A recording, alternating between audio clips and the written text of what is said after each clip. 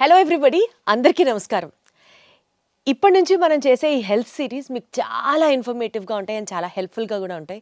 If you follow each and every point of what we talk in the interview, because మీ అందరికీ ఉపయోగపడే subjects గురించే మాట్లాడదాం. ఇన్ఫర్మేటివ్గా చాలా చాలా చాలా ఎడ్యుకేటివ్గా ఈ వీడియోస్ చేయాలి, అందరికీ ఉపయోగపడాలి అనే ఒక ఉద్దేశంతో స్టార్ట్ చేస్తున్నటువంటి ఈ సిరీస్లో నేను మీ అందరికీ ఇంట్రడ్యూస్ చేయబోతున్న డాక్టరు మరీ ముఖ్యంగా మా విజయవాడ వాళ్ళందరికీ చాలా అంటే చాలా చాలా చాలా బాగా తెలుసు. ఇన్ఫ్యాక్ట్ హీఈస్ నోన్ 2 తెలుగు రాష్ట్రాలలో దేశవ్యాప్తంగా తెలిసినప్పటికీ కూడా కొంచెం మా విజయవాడ ఆయన అని చెప్పి ఆ ప్రౌడ్ మూమెంట్ మాకుంటూ ఉంటుంది కదా, మాకు అనిపిస్తుంది కదా. So we will take the pride.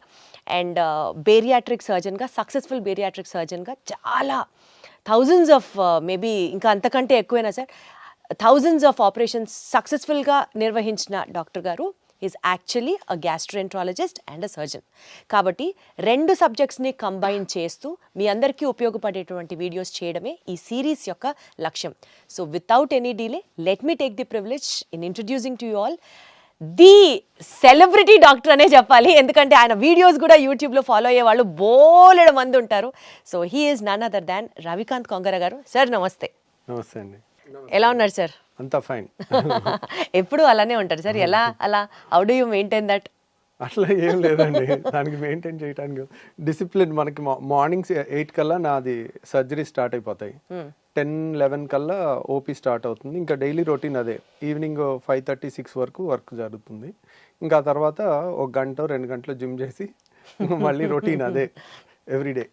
బేసికల్గా సిల్వర్ స్క్రీన్ మీద నాగార్జున గారు మారరు, ఇక్కడ బయట మీరు మారరు, ఎప్పుడూ అలానే ఉంటారు, ఎప్పుడు చూసినా అలాగే ఉంటారు.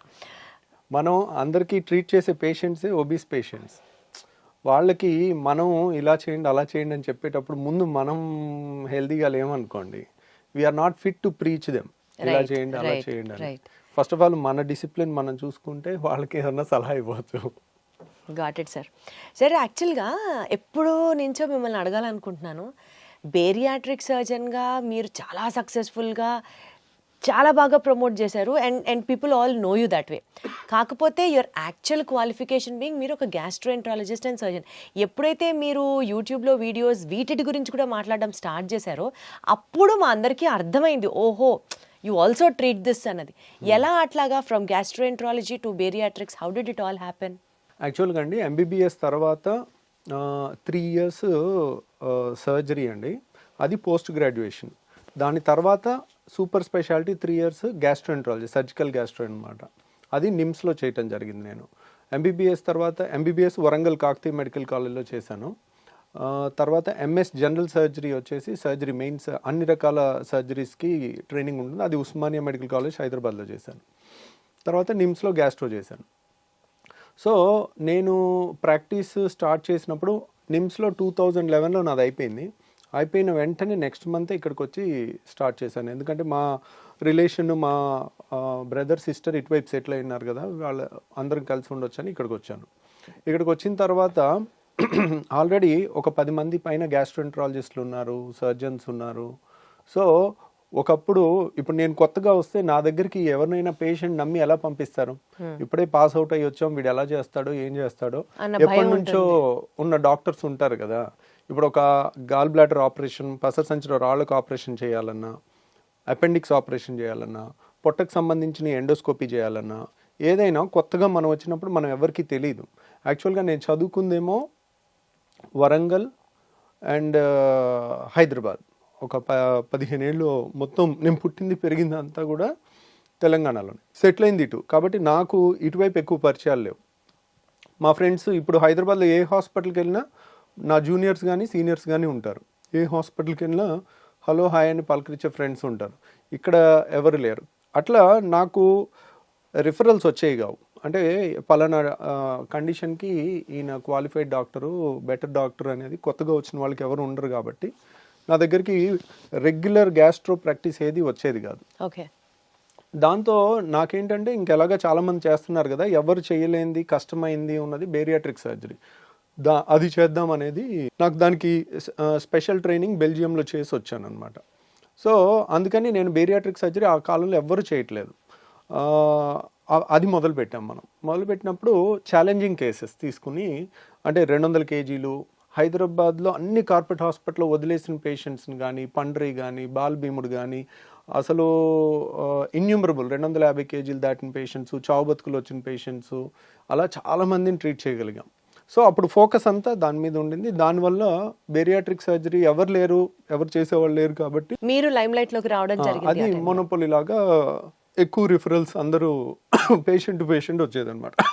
సో అట్లా మనం కష్టమైన పేషెంట్స్, వెరీ లావు ఉన్న పేషెంట్స్, 200 కేజీలు 250 కేజీలు చావు బతుకులో ఉన్నాయి అన్నీ అందరు రిజెక్ట్ చేసినాయి. అవి చేయటం వల్ల దాంట్లో ఎక్కువ గుర్తింపు వచ్చింది. ఎప్పుడైతే కోవిడ్లో మనం ఖాళీగా ఉండి లాక్డౌన్లో ఏదో టైంపాస్కి ఒక గ్యాస్ట్రో అది చదువుకున్నాం కదా, సర్జరీ అది చదువుకున్నాం కదా అని జనరల్ టాపిక్స్ కొన్ని నేను ఒక 40 వీడియోలు చేశానండి. చేసిన తర్వాత అవి బాగా వైరల్ అయ్యి ఎక్కువ మంది, అంటే మనం ఇవన్నీ చేస్తున్నారు గ్యాస్ట్రోఎంట్రాలజిస్ట్, గ్యాస్ట్రో ప్రాక్టీస్ అని అందరికీ తెలవటం వల్ల ఒకళ్ళ నుంచి ఒకళ్ళు పేషెంట్స్ రావటం జరిగింది. ఇప్పుడు ఏంటంటే మనకి బేరియాట్రిక్ సగం ఉంటున్నారు. గ్యాస్ట్రో అనేది ఏంటంటే అదొక సముద్రం లాగా చాలా రకాల కంప్లైంట్స్ ఉంటాయి. అంటే గ్యాస్ ట్రబుల్ కానించి, గ్యాస్ ట్రబుల్ అంటేనే అదొక మహాసముద్రం లాగా ఉంటుంది. దాంట్లో చాలా రకాల కంప్లైంట్స్ ఉంటాయి. దానికి తోడు ప్యాంక్రియాస్ అని, లివర్ అని, కిడ్నీ రాదు కానివ్వండి, కిడ్నీ చుట్టుపక్కల ఉండే చాలా అవయవాలు కూడా అన్ని పొట్టలోనే ఉంటాయి కదా. గ్యాస్ట్రో అంటేనే పొట్టకు సంబంధించింది. స్ప్లీన్ అని, చిన్న పేగు, పెద్ద పేగు చాలా ఉంటాయి అన్నమాట. ప్లస్ ప్రాక్టాలజీ అంటారు, అంటే చాలామందికి బ్లడ్ పట్టడం, అంటే పైల్స్, ఫిషర్స్, ఫిస్ట్లా, ఇట్లా రకరకాలు, అంటే నోటి దగ్గర నుంచి పేగులో కింద వరకు వచ్చే అంతా కూడా దాంట్లో కవర్ అవుతుంది అన్నమాట. బట్ ఒకటి సార్, ఇలా 2 స్ట్రీమ్స్ని మీరు కవర్ చేయడం, మీరు అందులో స్పెషలైజ్ అయి ఉండడం ఇప్పుడు మాకు చాలా హెల్ప్ అవుతుంది. బికాజ్ అటు బేరియాట్రిక్ సబ్జెక్ట్ గురించి అన్నా మీ దగ్గరికే రావాల్సి ఉంటుంది, ఇటు గ్యాస్ట్రో సమస్య ఏదైనా సరే మీ వైపే చూడాల్సి ఉంటుంది. సో ఐ థింక్ ఇప్పుడు మనం స్టార్ట్ చేసే ఈ సిరీస్లో let us talk about both the issues, 2 cover అయ్యేటట్టు. ఎందుకంటే అవే ప్రజలను ఇప్పుడు బాగా పీడిస్తున్నటువంటి మెజారిటీ ఆఫ్ ది ప్రాబ్లమ్స్లో అవి కూడా ఉన్నాయి. కాబట్టి టు స్టార్ట్ విత్ అండి, ఈ ఎపిసోడ్లో స్పెషల్గా మనం గ్యాస్ ప్రాబ్లం గురించి మాట్లాడుకుందాం. గ్యాస్ ప్రాబ్లం అనేది చాలామంది రెగ్యులర్గా ఫేస్ చేస్తూ ఉన్నటువంటి ప్రాబ్లమే. గ్యాస్ వదలడం అనేది మధ్యలో నలుగురిలో ఉన్నప్పుడు కాస్త ఇబ్బందిగా అనిపించవచ్చు. అండ్ బ్లోటింగ్, కడుపు ఎప్పుడు ఫుల్గా అనిపించడం, ఏమి తినాలనిపించకపోవడం. సో మేబీ ఇవాల్టి రేపటి మనకున్న స్ట్రెస్డ్ లైఫ్ స్టైల్ ఒక మేజర్ రోల్ ప్లే చేస్తున్నా సరే, గ్యాస్ ప్రాబ్లమ్ని కనుక సరిగ్గా ట్రీట్ చేయకపోతే చాలా కాంప్లికేషన్స్ కూడా వస్తాయని విన్నాము. So you have to tell us అసలు ఈ గ్యాస్ ప్రాబ్లం అంటే ఏంటి సార్, ఎన్ని రకాలు ఉంటాయి, and how do we overcome this? So గ్యాస్ట్రోఎంట్రాలజిస్ట్కి అంతా గ్యాస్ మయం లాగే ఉంటుందండి. రోజు ఉదయం నుంచి సాయంత్రం వరకు పేషెంట్స్ అందరూ గ్యాస్ అని వస్తారు. యాక్చువల్గా గ్యాస్ అనేది ఏమి ఉండదండి. యాక్చువల్గా టెక్స్ట్ బుక్లో సార్ నాకు గ్యాస్ ట్రబుల్ ఉందని అంటారు. గ్యాస్ ట్రబుల్ అనే వర్డ్ ఎక్కడ పుస్తకాల్లో ఉండదు. There is no term, no disease like gas trouble. Okay, gas trouble అంటే ఒక్కొక్కరికి ఒక్కొక్కటి. ఇప్పుడు కొంతమందికి తేపులు ఎక్కువ వస్తే దాన్ని గ్యాస్ ట్రబుల్ అంటారు. కొంతమంది పట్టుభ్రమంగా ఉంటే గ్యాస్ ట్రబుల్ అంటారు. కొంతమందికి గ్యాస్ కింద నుంచి ఎక్కువ వస్తే దాన్ని గ్యాస్ ట్రబుల్ అనుకుంటారు. కొంతమంది కడుపు నొప్పి వస్తే గ్యాస్ అనుకుంటారు. కొంతమంది ఛాతీలో మంటలాగా ఉంటే గ్యాస్ ట్రబుల్ అనుకుంటారు. రకరకాలుగా. సో కొంతమందికి ఊరికే విరోచనాలు, ఇర్రెగ్యులర్గా బౌల్ మూమెంట్స్ వస్తే ఏదో గ్యాస్ ఉందని అంటుంటారు. బ్లోటింగ్ అంటారు, ఉబ్బరం అంటారు, ఇట్లా రకరకాల. ఇది పలానా ఒక జబ్బు కింద కాదండి. It's a non specific patient తయారు చేసిన జబ్బు అనమాట. దాన్ని వాళ్ళు గ్యాస్ అంటే వాళ్ళు చెప్పే కంప్లైంట్స్ అన్నీ నిశితంగా పరిశీలించి, ఓహో వీళ్ళకి ఈ ప్రాబ్లం ఉంది, ఓకే వీళ్ళకి గాల్ బ్లాడర్లో రాయి ఉన్నా కానీ గ్యాస్ ట్రబుల్ లాగా వస్తుంది.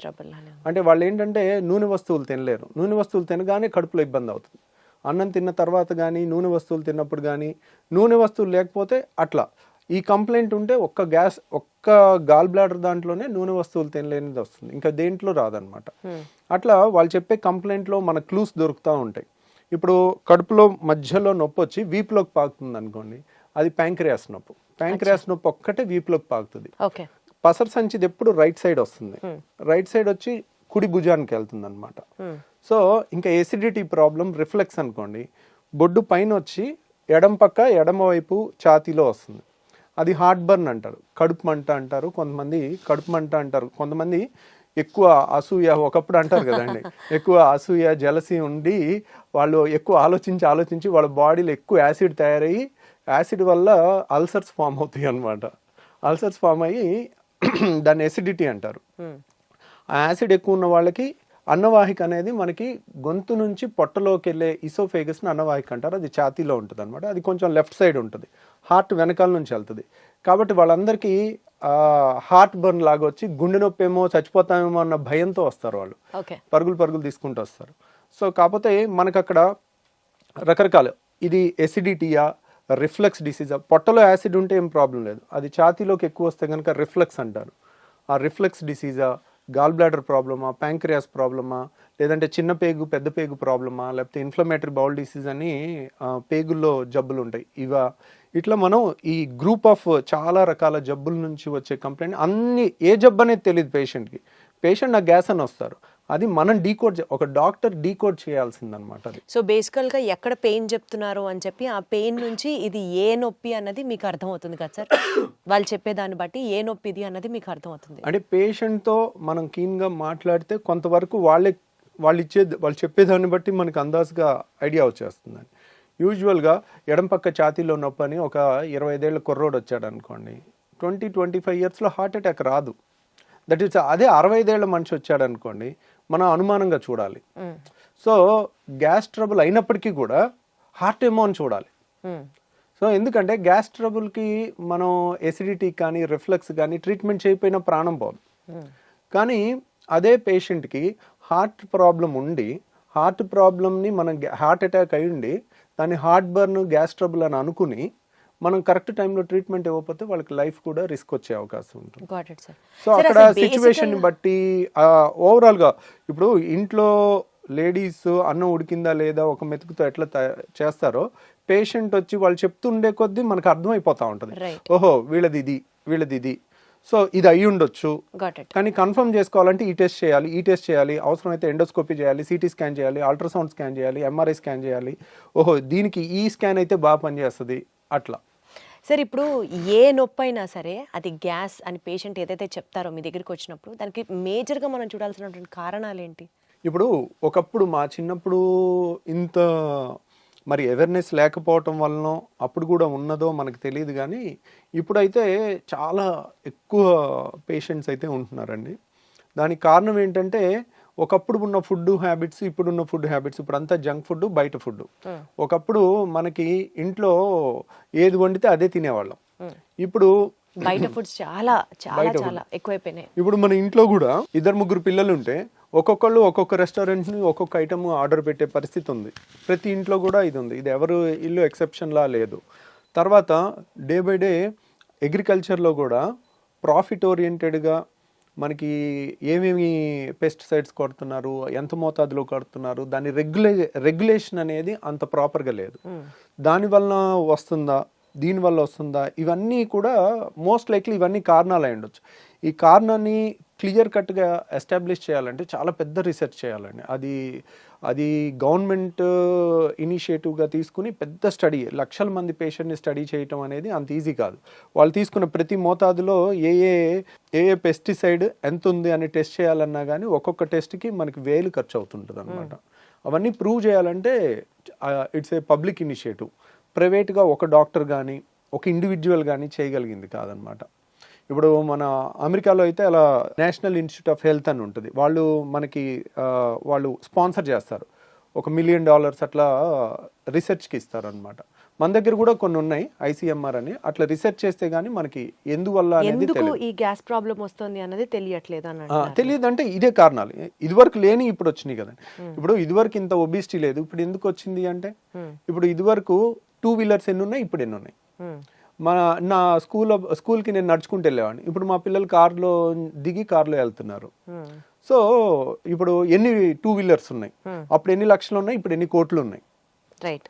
సో ఎన్ని లిఫ్ట్లు ఉన్నాయి, అప్పుడు ఎన్ని ఉన్నాయి. లైఫ్ స్టైల్ దీనికి మెయిన్ కారణం అన్నట్టుగా అర్థం చేసుకోవాలి మనం. అటు ఒబిసిటీకైనా, పెరుగుతున్న గ్యాస్ సమస్యలకైనా, పెరుగుతున్న క్యాన్సర్లకైనా కూడా మోస్ట్లీ మన పర్యావరణం మారటం కానీ అన్నీ కూడా కారణం అనమాట. సరే ఇప్పుడు ఈ గ్యాస్ ట్రబుల్కి అయితే మనం ఇట్లా జనరలైజ్డ్గా మాట్లాడుకుంటున్నాం. ప్రత్యేకంగా ఇందాక మీరు ఒక మాట అన్నారు, యాసిడ్ రిఫ్లెక్స్ అని. అంటే పొట్టలో ఉండాల్సిన యాసిడ్ పైకి తంతు ఉంటే అది యాసిడ్ రిఫ్లెక్స్ అని. అది కూడా ఎక్కువగా వింటున్నాం, అది కూడా ఒకలాంటి గ్యాస్ ప్రాబ్లమే అంటారా? దాని గురించి ఏమైనా డీటెయిల్గా మాట్లాడుకుందాం. అంటే చాలా మందికి అండి ఎసిడిటీ అంటే 2 రకాలు.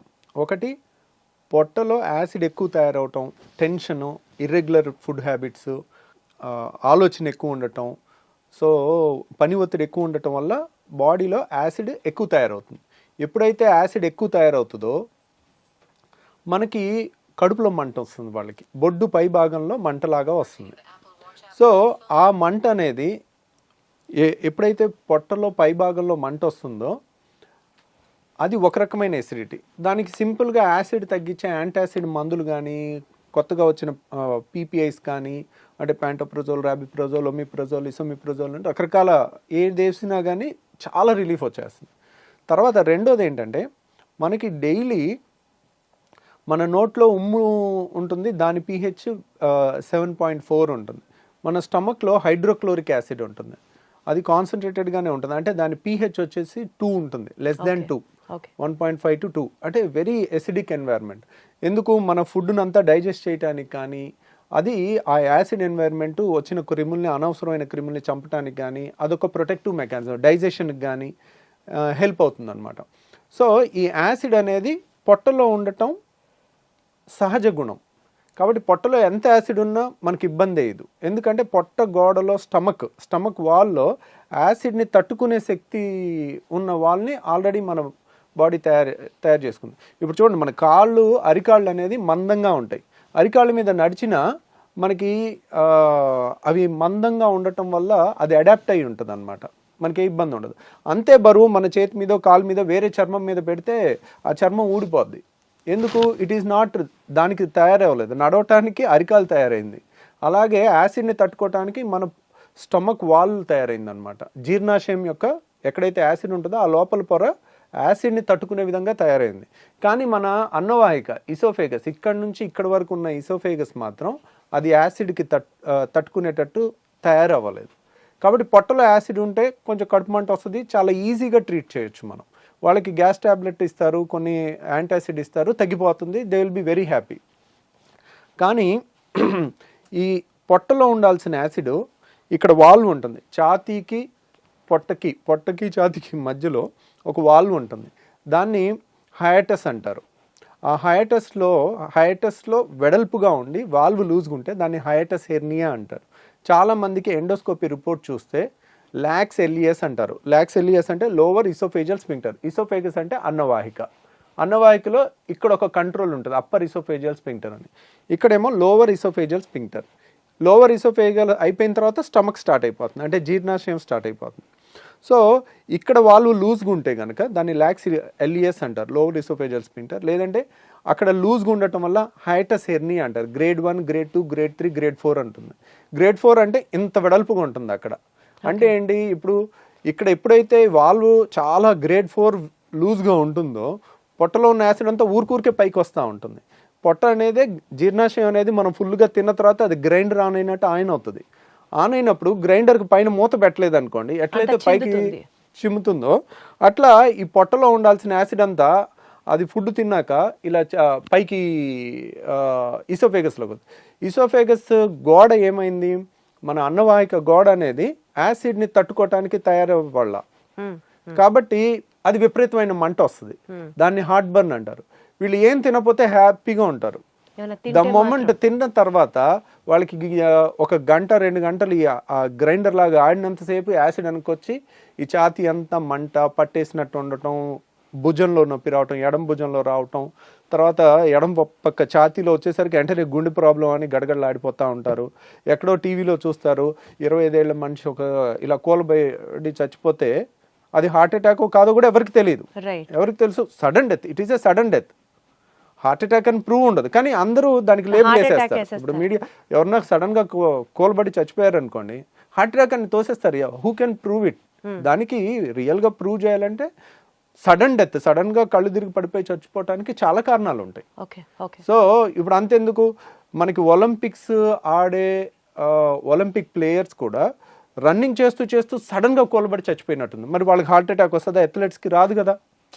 సో చాలామంది ఏంటంటే మీడియాలో ఎమెచ్యూర్ పీపుల్, అంటే నాన్ ప్రొఫెషనల్ పీపుల్ ర్యాపిడ్ కన్క్లూజన్స్కి వస్తారు. ఆ ర్యాపిడ్ కన్క్లూజన్స్కి వచ్చి ఒక యంగ్స్టరు కళ్ళు తిరిగి పడిపోతే హార్ట్ అటాక్ వచ్చి చచ్చిపోయాడని అలా ప్రొజెక్ట్ చేశారనుకోండి, ఎడం పక్క గుండెలో నొప్పి వచ్చిన, హార్ట్ బర్న్, యాసిడ్ ప్రాబ్లం వల్ల, రిఫ్లెక్స్ వల్ల వచ్చిన వాళ్ళందరూ నిద్రలేని రాత్రులు గడపాల్సి వస్తుంది. అమ్మో నేను చచ్చిపోతే సార్, ఎలాగా. కానీ అసలు ఈ యాసిడ్ రిఫ్లెక్స్ వల్ల ప్రాణాలు పోయే సిచ్యువేషన్ కూడా ఉంటుందా సార్? ఉండదు, కానీ ఆ భయంతో ప్రాణం పోయినట్టు బతుకుతారు వాళ్ళు. అయ్యయ్యో. సో ఎప్పుడైతే ఎక్కడో టీవీలో ఒకటి చూసి సడన్గా యంగ్స్టర్స్లో కూడా హార్ట్ అటాక్స్ పెరిగిపోయినాయి అని మీడియాలో వచ్చింది అనుకోండి, అమ్మో ఎడం పక్క నొప్పి వస్తుంది, నాకు గుండె నొప్పి ఏమో, నేను అలా చచ్చిపోతానేమో, నా పిల్లలు ఏమైపోతారు, నా భార్య ఏమైపోద్ది, ఇంకా రాత్రి అంతా నిద్రపోకుండా అలా కూర్చుని ఉంటారు వాళ్ళు, బయటికి చెప్పుకోలేరు. కానీ వాళ్ళకి ఏదైనా తింటేనే కదా వచ్చేది ఆ అనీజీనెస్. కానీ వచ్చినప్పుడు కూడా మరి తింటే ప్రతి పూట తింటారు కదా. ఇప్పుడు కొంతమంది ఇర్రెగ్యులర్ టైమింగ్స్లో, ఈ కాలంలో స్ట్రెస్ లేని జాబ్ ఏది ఉంది, కరెక్ట్ టైంకి ఫుడ్ తినే జాబ్ ఏది ఉంది? అందరూ పరుగులు తీస్తా ఉండి రాత్రి 10ంటికి వచ్చి బిర్యానీ తినొచ్చారు అనుకోండి, అర్ధరాత్రి 12ంటికి వాళ్ళకి వస్తుంది కరెక్ట్గా. ఆ టైంలో ఇంకా వాళ్ళు నిద్రపోరు పాపం, ఒకసారి ఇంట్లో వాళ్ళు నిద్రపోనివారు, కొంతమంది సైలెంట్ గా సఫర్ అవుతా. మరి ఏంటి సార్ దీనికి ప్రాబ్లం? ఆ లూజ్ అయిన వాల్వ్ ని టైట్ చేయొచ్చా? ట్రీట్మెంట్ ఏంటి? ఇంకా వాళ్ళు ఏం తినకుండా ఉంటారా? అంటే గ్యాస్ ట్రబుల్లో చాలా మంది ఇలాంటి పేషెంట్స్ ఏంటంటే వీళ్ళకి మందులు ఇచ్చి ఫస్ట్ తగ్గించవచ్చండి. అంటే కంప్లీట్గా తగ్గించకపోయినా కంప్లీట్గా ఒక వాల్వ్ అనేది స్ట్రక్చరల్ డిఫెక్ట్ ఉంటే it has to be rectified. Okay. Acid ఎక్కువ ఉందనుకోండి, యాసిడ్ని తగ్గించవచ్చు. ఇక్కడ యాసిడ్ ఎక్కువ ఉండటం ప్రాబ్లం కాదు, నార్మల్ ఉండాల్సిన యాసిడే ఉంది, కానీ పొట్టలో ఉండాల్సిన ఛాతీలోకి వస్తుంది. రైట్.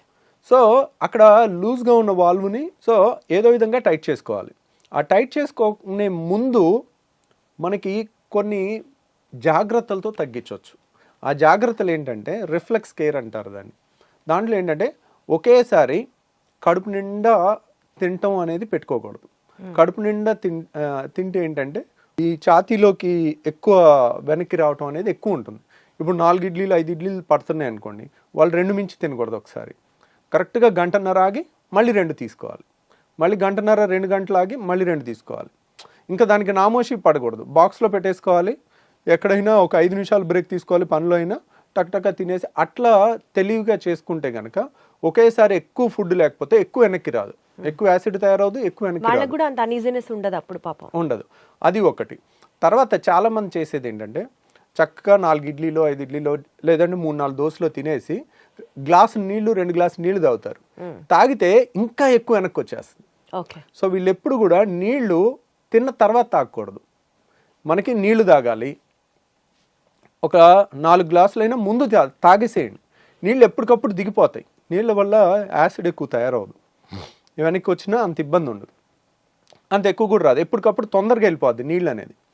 సో నీళ్ళంతా తాగేసిన తర్వాత ఒక 10 నిమిషాల తర్వాత అప్పుడు ఫుడ్ తిన్నారనుకోండి, ఫుడ్ తిన్నాక నీళ్ళు తాగలేదనుకోండి, వెనక్కి వచ్చేది తక్కువ ఉంటుంది, స్టమక్ మొత్తం నిండిపోదు. అంటే ఫుడ్తో సగం నిండిపోయి సగంతో నీళ్ళతో ఉంటే ఆ గ్రైండర్ ఆన్ అవగానే సప్పని పైకి కొట్టేస్తుంది. సో ఇలా రిఫ్లెక్స్ కేర్ అని ప్లస్ యాసిడ్ తగ్గించే టాబ్లెట్స్ కొన్ని వేసుకుంటే కూడా చాలా రిలీఫ్ వస్తుంది వాళ్ళకి. సో ఇలా మందులతో 90% క్యూర్ చేయొచ్చు. వండర్ఫుల్. కానీ ఒక 10% మాత్రం ఇంకా తిరుగుతూనే ఉంటారు. ఒక డాక్టర్ దగ్గరికి వెళ్తారు, మందులు ఇస్తారు, తగ్గదు. ఇంకో డాక్టర్ దగ్గరికి వెళ్తారు, మందులు ఇస్తారు, తగ్గదు. అక్కడ స్ట్రక్చరల్ ప్రాబ్లమ్ని అలా 10% వాళ్ళకి మనం లేటెస్ట్గా ఒక టెస్ట్ వచ్చిందండి, దాన్ని 24 అవర్ pH స్టడీ అంటారు. అంటే 24 గంటలు మనం హాస్పిటల్లో ఉంచి ఒక మెషిన్కి బెల్ట్ దగ్గర పెట్టేస్తాం. బెల్ట్ దగ్గర పెట్టేసి సన్న దారం లాంటిది ముక్కులోంచి స్టమక్ వరకు పంపిస్తే దాని మీద pH సెన్సార్స్ ఉంటాయి. అంటే ఇక్కడ ఎంత pH ఉంది, పొట్టలో ఎంత pH ఉంది అనేది 24 అవర్స్ మనం టెస్ట్ చేయాలి. టెస్ట్ చేస్తే యాసిడ్ ఇక్కడ కూడా ఎక్కువ ఉందని వచ్చినప్పుడు pH ఇక్కడ 2 ఉంటుంది, ఇక్కడ 7 ఉండాలి. ఇక్కడ కూడా 2 ఉందనుకోండి, that indicates reflex disease, acid reflex disease. దాన్ని కన్ఫర్మ్ చేసుకున్న తర్వాత అది ఆ టెస్ట్ పాజిటివ్ వస్తే మాత్రం సర్జరీ చేసుకోవాలి. ఆ టెస్ట్ కొంచెం కాస్ట్ ఎక్కువ ఉంటుంది, 24 గంటలు హాస్పిటల్లో ఉండి చేసుకోవాలి. సో బట్ దాంట్లో కనుక మనకి పాజిటివ్ వచ్చిందంటే కనుక అప్పుడు we can consider reflex surgery. Anti reflex surgery అనేది మనం ఈ వాల్వ్ని టైటన్ చేసుకుంటే వెనక్కి రాకుండా ఉంటుందన్నమాట. ఓకే. సో ఆ సర్జరీ మన దగ్గర ఇక్కడ చేస్తున్నారా సార్? మనం కూడా పర్ఫామ్ చేస్తాం. ఈ యాంటీ రిఫ్లెక్స్ సర్జరీని నిస్సెన్స్ ఫండ్ అప్లికేషన్ అంటారు. దాని పేరు నిస్సెన్స్ అనే సైంటిస్ట్ పేరు పెట్టారనమాట. ఆ ఫండ్ అప్లికేషన్ అంటారు. దానికి ఆల్మోస్ట్ కోత ఉండదు, కుట్టు ఉండదు, చిన్న హోల్ ద్వారా చేస్తాము. ఒక 20 minutes to 30 minutesలో అయిపోతుంది. ఈరోజు మార్నింగ్ చేస్తే నెక్స్ట్ డే ఈవినింగ్ 95% డిశ్చార్జ్ అయిపోతారు. ఇంకొక 5% నెక్స్ట్ డే డిశ్చార్జ్ అవుతారు. సో ఇది ఎఫెక్టివ్నెస్ ఎంత ఉంటుంది అంటే కనుక ఆల్మోస్ట్ 75% నుంచి 85% వరకు ఉంటుంది. ఒక 25%కి సగం రిలీఫే ఉంటుంది. ఎందుకు దాంట్లో 100%కి 100% గ్యారంటీ చెప్పలేకపోతున్నాం. ఇప్పుడు రాళ్ల సమస్య ఉంది, గాల్ బ్లాడర్ తీసేసాం, 100% క్యూర్, మళ్ళీ జన్మలో వాళ్ళు మన దగ్గరికి రావాల్సిన పని ఉండదు. అది 100% అనే 99% 100% గ్యారంటీగా చెప్పేయచ్చు. అదే రిఫ్లెక్స్ దాంట్లో 70 to 85% అనేది చాలా హై రిజల్ట్ అనమాట. సో ఎందుకనంటే ఇప్పుడు ఏదన్నా తీసేయటం తేలిక. గాల్ బ్లాడర్ తీసేసాం అయిపోయింది, గర్భసంచి తీసేసాం అయిపోయింది, చెయ్యి నరికేసాం నిమిషం పని. సో తీసేయటం తేలిక. మొండి చేయిని ఇలా తయారు చేయలేం. మనిషి ఇంకో 1000 జన్మలు ఎత్తినా కానీ, సైన్స్ ఎంత డెవలప్ అయినా కానీ మొండి చేయిని ఈ మూమెంట్ రాదు. రాయటం కానీ ఈ అద్భుతమైన క్రియేషన్ అనేది జరగదు. ఈ వాల్వ్ కూడా ఒక అద్భుతమైన క్రియేషన్. అది మనకి న్యాచురల్గానే పర్ఫెక్ట్గా ఉండాలి. దాన్ని మనం క్రియేట్ చేస్తున్నప్పుడు మనం ఒక గాడ్ క్రియేట్ చేసిన క్రియేషన్ అంత పర్ఫెక్షన్గా ఎప్పటికీ చేయలేం. 80% క్రియేషన్ అనేది ఇంకా వరల్డ్స్ బెస్ట్ రిజల్ట్ అనమాట. ఆ మాత్రం రిజల్ట్ ఇవ్వటమే చాలా కష్టం. అందుకనే అంత రిజల్ట్ కూడా ఇవ్వలేక ఎవ్వరు ఈ సర్జరీస్ అసలు చెప్పరు. మీరు 10 మంది నా దగ్గరికి సర్జరీ కోసం వస్తారు, వాళ్ళు ఆల్రెడీ 10 మంది గ్యాస్ట్రోఎంట్రాలజిస్ట్ని చూసుంటారు. ఇంకెక్కడ దొరక్క బాధపడి పడి పడి తిరిగి చివరికి ఇక్కడన్నా ఏదన్నా దొరుకుద్దేమో అని వచ్చే వాళ్ళు ఉంటారు. అట్లా వచ్చి తగ్గిన వాళ్ళు చాలామంది ఉన్నారనమాట. మనం ఆల్మోస్ట్ ఇండియాలోనే హైయెస్ట్ సర్జరీస్ చేస్తాం. ఇదేంటంటే టెక్నికల్లీ ఛాలెంజింగ్ అనమాట. మనం కొంచెం ఈ టైట్ ఎక్కువ చేసామనుకోండి వాళ్ళకి ముద్ద దిగదు, పట్టేసుకున్నట్టు ఉంటుంది. మళ్ళీ తక్కువ చేసామనుకోండి వెనక్కి వస్తుంది. అది చాలా కరెక్ట్గా ముందు నుయ్యి వెనక్కి గొయ్యిలాగా ఉంటుంది అనమాట ఈ సర్జరీలో. సో అందువల్ల ఈ నిసన్స్ ఫండ్ అప్లికేషన్ అనేది అంత తొందరగా నేను కూడా చెప్పను. ప్లస్ చాలామందికి ఒక టెస్ట్ చేసుకోమని చెప్తాను, మీకు రిఫ్లెక్స్ ఉందా లేదా అని మీరు తెలుసుకోవటానికి. ఇప్పుడు సపోజ్ సార్ ఊరికే వెనక్కి వస్తుంది సార్, తిన్న తర్వాత ఇబ్బంది అవుతుంది సార్, ఛాతీ మండుతుంది, గొంతులోకి వస్తుంది, తేపులు వస్తుంది, మెతుకులు వస్తున్నాయి. ఊరికే కొంతమందికి ఏంటంటే రాత్రి 10ంటికి తిని పడుకుంటారు, పడుకున్న తర్వాత వెంటనే నిద్రపోతారు, పేగులు కదులుతూ ఉంటాయి, కదులుతున్నప్పుడు ఈ వాల్వ్ లూజ్గా ఉంటుంది. అది ఒక్కసారి ఇలా గ్రైండర్ లాగా మధ్యలో ఒక్కసారి ఆన్ అయినప్పుడు టక్కున బుడుకుమని గొంతులోకి వచ్చేస్తాయి, వాటర్ వచ్చేస్తాయి. వాళ్ళు నిద్రపోయి ఉంటారు. మనిషి సోయిలో ఉంటే వెంటనే ఆ వాటర్ని మళ్ళీ మింగేయటమో ఊసేయటమో చేస్తారు. ఇంతే వస్తుంది, కొద్దిగే ఒక గుక్కంతా వస్తుంది. వాళ్ళు నిద్రపోయి ఉండేసరికి అది పొలమారుద్ది, దగ్గిలేస్తారు నిద్రలో పొలమారి. సో ఇది ఒక లక్షణం అనమాట రిఫ్లెక్స్కి. ఇంకొకటి ఏంటంటే కడుపు నిండా తినేసి ఏ మనిషి అయినా సపోజ్ ఒక 20 ఏళ్ళ కుర్రోడో 30 ఏళ్ళ పర్సన్ మన దగ్గరికి ఈ కంప్లైంట్స్తో వచ్చినప్పుడు కడుపు నిండా 4-5 ఇడ్లీలు అందరూ మీ ఫ్రెండ్స్ అంతా ఎలా తింటారో అలా నువ్వు తిని ముందు కొంగు, ముందు కొంగి కాళ్ళతో చేతులతో కాళ్ళు పట్టుకోవటానికి ట్రై చేయి. అప్పుడు ఏమవుతుంది, నువ్వు ఎప్పుడైతే ముందు కొంగుతావో ఈ ప్రెషర్ పెరుగుతుంది. మనం ఇలా ముందు కొంగగానే పొట్టని స్క్వీజ్ చేస్తాం, పొట్టలో ప్రెషర్ పెరుగుతుంది. ఈ వాల్వ్ లూజ్ ఉందనుకోండి వాళ్ళు ఆపలేరు, టక్కున గొంతులోకి వచ్చేస్తుంది. సో ఈ టెస్ట్ అనేది ఎక్కడ పుస్తకాల్లో లేదండి, ఇది ప్రాక్టికల్ అండ్ కామన్ సెన్స్. ఈ టెస్ట్ అనేది most valuable thing.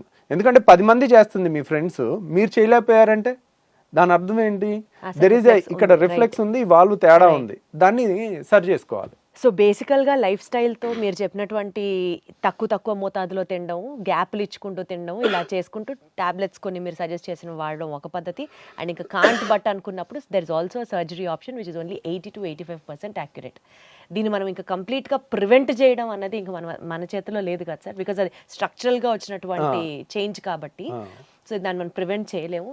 The best thing they can do is మీలాంటి ఒక బెస్ట్ గ్యాస్ట్రోఎంట్రాలజిస్ట్ని సజెస్ట్ చేయడమే, కలవడమే, మీతో మాట్లాడడమే. సో విన్నారు కదండి, గ్యాస్ ప్రాబ్లం అనేది మనం లైట్గా తీసుకోవడానికి ఏమాత్రం లేదు. ఈ రిఫ్లెక్స్ అనేది కనుక ఇందాక సార్ చెప్పినట్లుగా ఒక 2-3 టెస్టులు మనకది మనమే చేసుకోవచ్చు, హాస్పిటల్లో అడ్మిట్ అయ్యి చేసుకోవాల్సింది కాదు. ఇలాంటివి గమనించుకుంటూ ఎప్పటికప్పుడు మనకు ఆ రిఫ్లెక్స్ సమస్య ఉందా, మేబీ దీనివల్ల ఇంత ఇబ్బంది పడుతున్నామా అన్న ఒక మినిమం అండర్స్టాండింగ్తో డాక్టర్ని కలవడం చాలా చాలా చాలా అవసరం. Thank you so much sir. Thank you అండి.